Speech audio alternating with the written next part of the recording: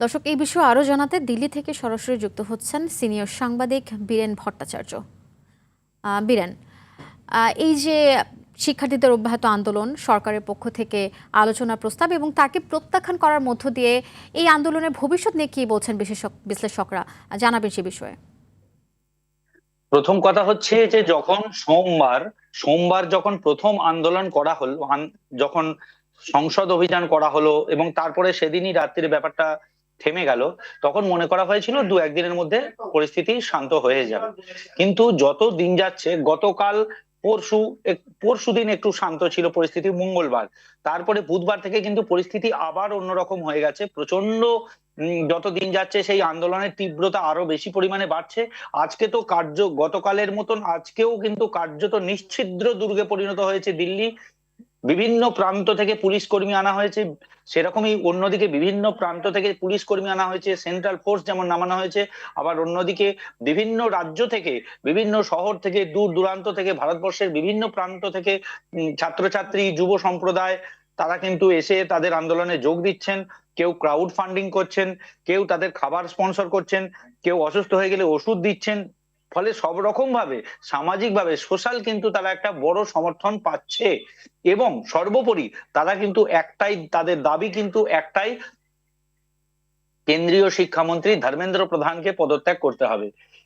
এতদিন পর্যন্ত ছাত্র আন্দোলনের রূপরেখা যেখানে ছিল, সেখান থেকে কিন্তু এখন অনেকটাই কিন্তু অন্যদিকে চলে গেছে, কারণ তাদের আন্দোলনে যোগ দিয়েছেন বিরোধী দলনেতারা। বিরোধী নেতারা কিন্তু প্রতিদিনই কেউ না কেউ সেখানে যাচ্ছেন, তাদের সমর্থন করছেন। কখনো কখনো অনেকজন বিরোধী দলের নেতা একসঙ্গে যাচ্ছেন, জোটবদ্ধ হয়ে যাচ্ছেন, তাদের সমর্থন দিচ্ছেন।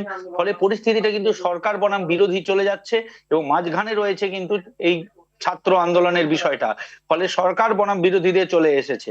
সরকারের তরফ থেকে বলা হয়েছে যে সরকার সব রকম আলোচনার জন্য, যেহেতু পার্লামেন্টের সেশন চলছে, সরকার জানিয়েছে সংসদে তারা আলোচনার জন্য তৈরি, কিন্তু কোনো শর্ত রাখা যাবে না।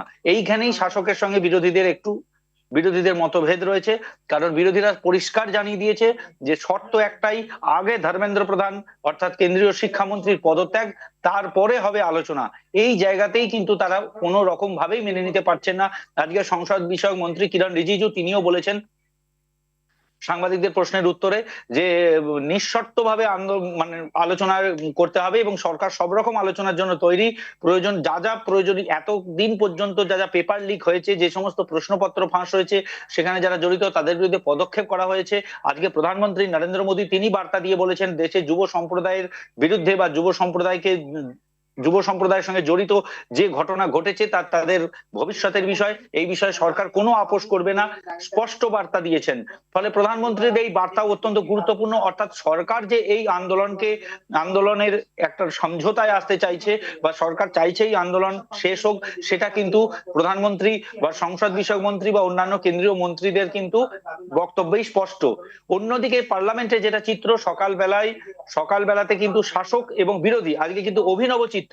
বেশিরভাগ দিনই দেখা যায় পার্লামেন্টে বিরোধীরা সংসদ শুরু হওয়ার আগে, অর্থাৎ 11টার ঠিক আগে, 10:30 থেকে 11টা পর্যন্ত বিক্ষোভ করে সংসদ ভবনের গেটের সামনে। কিন্তু আজকে হলো ভিন্ন চিত্র। একদিকে শাসকরা, একদিকে বিরোধীরা মুখোমুখি দুজনা একে অপরের বিরুদ্ধে স্লোগান দিতে থাকে এবং পরিস্থিতি কিন্তু চরম উত্তেজনায় পৌঁছায় এবং মাঝখানে নিরাপত্তা কর্মীরা চলে আসেন এবং তারা ঢাল হয়ে দাঁড়ান। ফলে পরিস্থিতি কিন্তু শান্ত হয়। একে অপরের বিরুদ্ধে সংসদ ভবনের চত্বরে দাঁড়িয়ে স্লোগান দেওয়া, এটা কিন্তু কার্যত নজিরবিহীন ঘটনা। এবং তারপর পার্লামেন্টেও কিন্তু তার ভেতরে 11টার সময় যখন সংসদ শুরু হয়, লোকসভা রাজ্যসভা উভয় জায়গাতেই কিন্তু পরিস্থিতি ব্যাপক আকার ধারণ করে। যথারীতি বিরোধী দলের সমস্ত সাংসদ কিন্তু ওয়েলে নেমে পড়েন, স্পিকারের সামনে গিয়ে তারা স্লোগান দিতে থাকেন এবং বীরেন, আপনি আমাদের সাথে থাকুন, ধন্যবাদ আপনাকে।